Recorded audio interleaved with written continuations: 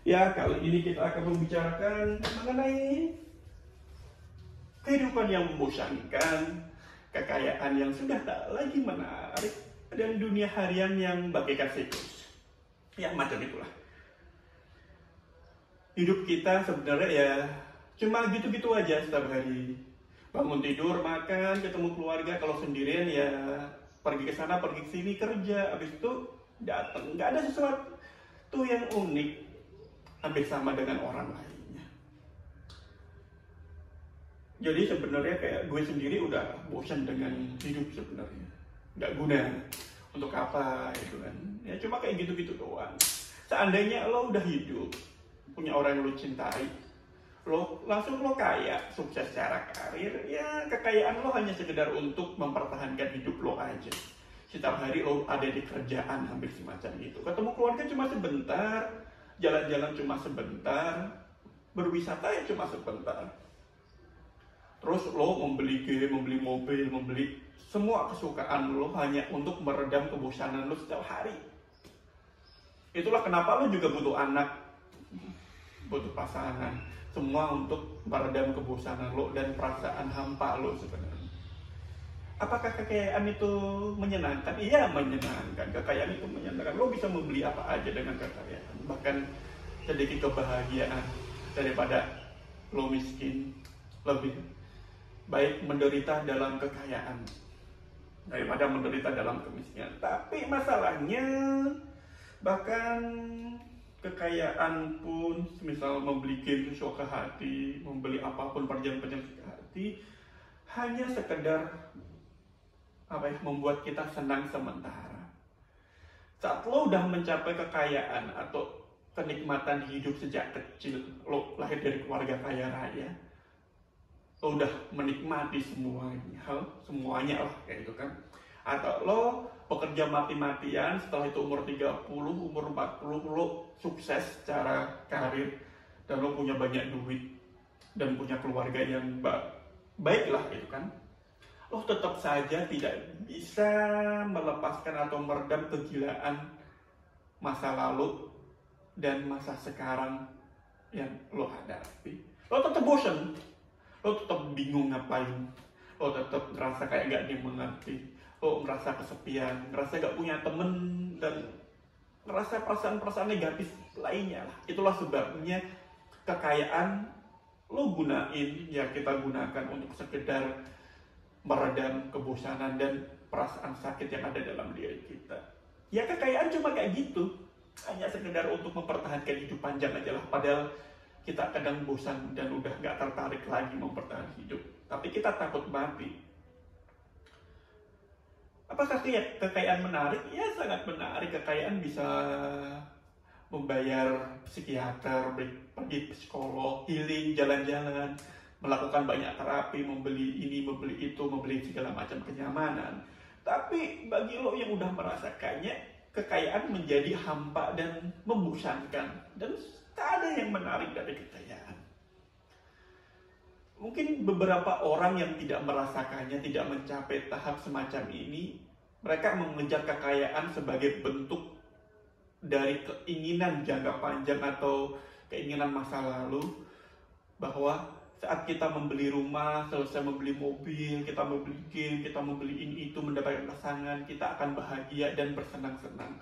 Oh tidak, hidup itu panjang men. Hidup itu sangat panjang.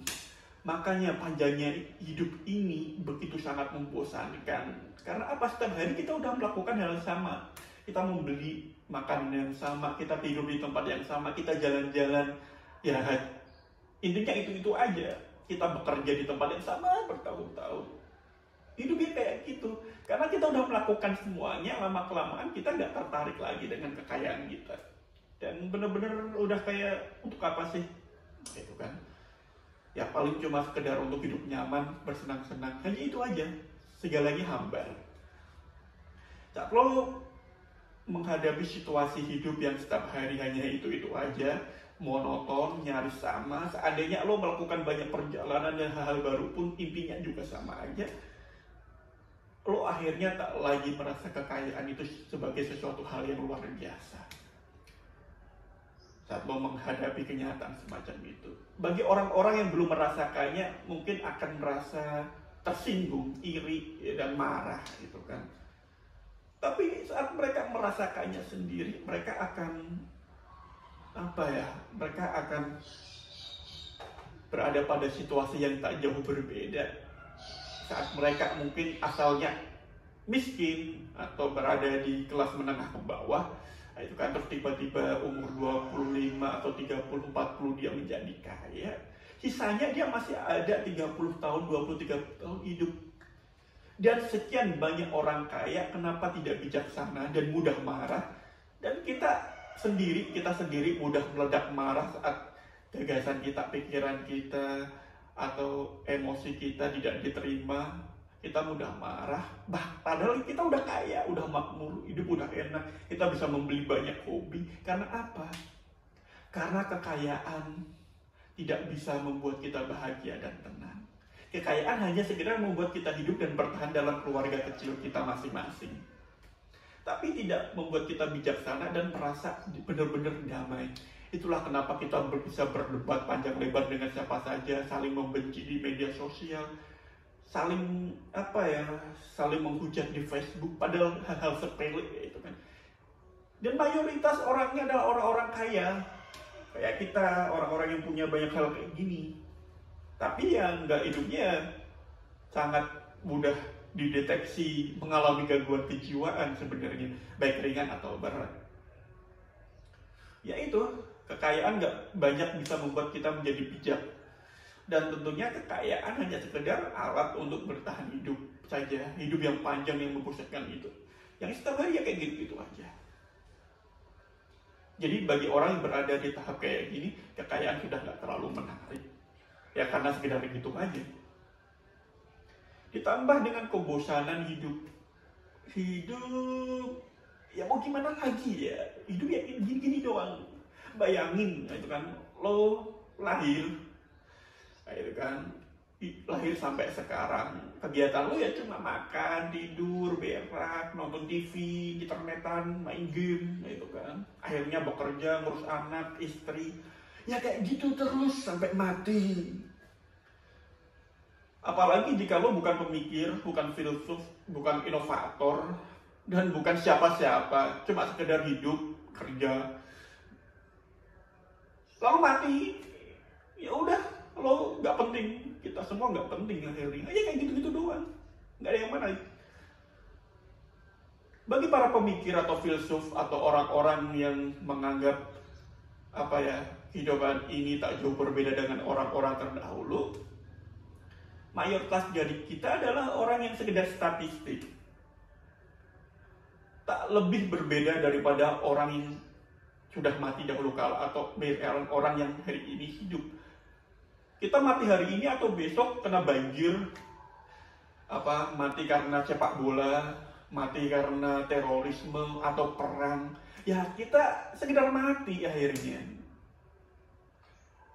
Nggak ada catatan sejarah yang penting bagi kita, ya karena kita hanya manusia biasa. Kita hanya mengejar kehidupan sekedar hidup, lalu cari duit, kaya, ya udah itu doang. Itu juga yang membuat banyak orang kaya tidak tercatat dalam sejarah, karena mereka sekedar hidup, mempertahankan hidup, bertahan hidup, setelah itu mati. Nggak ada yang penting, nggak ada yang penting.